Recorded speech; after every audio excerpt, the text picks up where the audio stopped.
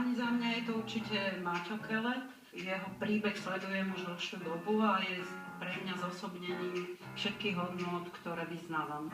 Vynikajúci typ, ale v tom množstve tohtoročných vynikajúcich kandidátov za mňa Martin Krekáč, šéf personálnej agentúry, ktorý patrí medzi najlepších a robí to veľmi dlho. Výborné návrhy, ale pani Taufmanová si zaslúži pozornosť, je to kvalitou našich regiónov. Je to tiež dobrá značka.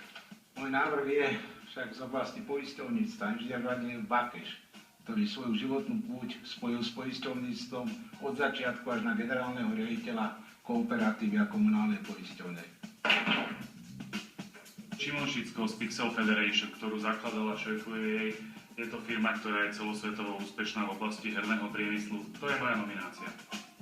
To je fajn, to sú pekné mená. Ja mám ešte jedného, je to bankár, Štefan Maj zo Šporiteľne. Tak máme teraz 6 a musíme mať z toho 3. V kategórii hospodárstvo sú nominovaní Vladimír Bakeš, stojí v čele poisťovní Kooperatíva a komunálna poisťovňa. Pod jeho vedením došlo v priebehu roka 2016 k optimalizácii postupov vedúcich k zlepšeniu komunikácie s klientom, digitalizácii a zefektívneniu procesu likvidácie poistných udalostí. Keď je trochu voľného času, postavím sa na lyže a v lete zase chytím tenisovú raketu. Vtedy človek trochu aj vyčistí myseľ a príde aj na iné nápady a samozrejme musí byť dobre poistený. Martin Krekáč patrí medzi najvýraznejších odborníkov v slovenskom personálnom a manažérskom poradenstve. V roku 2016 so svojím tímom uviedol na trh program Talent Dynamics, unikátny integrovaný prístup organizačného, tímového a osobného rozvoja firiem a ľudí. Za každých okolností treba dokázať stále v sebe objavovať talent. Keď ho objavíme, uľaví sa. A Štefan Maj, špičkový bankár a zároveň úspešný športovec.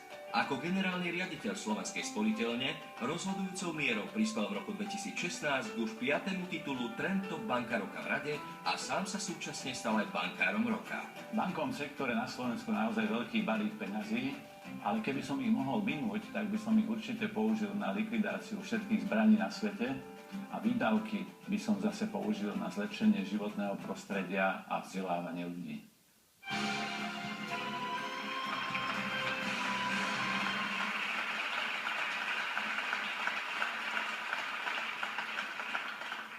Budem sa opakovať, ale žijeme perfektnú dobu. Aj úspech je dnes o mnoho ľahšie dosiahnuť, ako to bolo kedysi.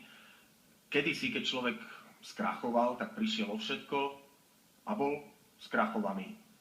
No a dnes, keď skrachujem, tak nie som skrachovanec? Dnes nie. V Newspeaku sa hovorí, že ti nevyšiel startup. A to nikto nevie, čo je, takže... Radšej sa poďme pozrieť na tých, ktorí zainvestovali a vyšlo im to. A dnes sú len krôčik od prestížnej ceny Kryštálové krídlo za rok 2016.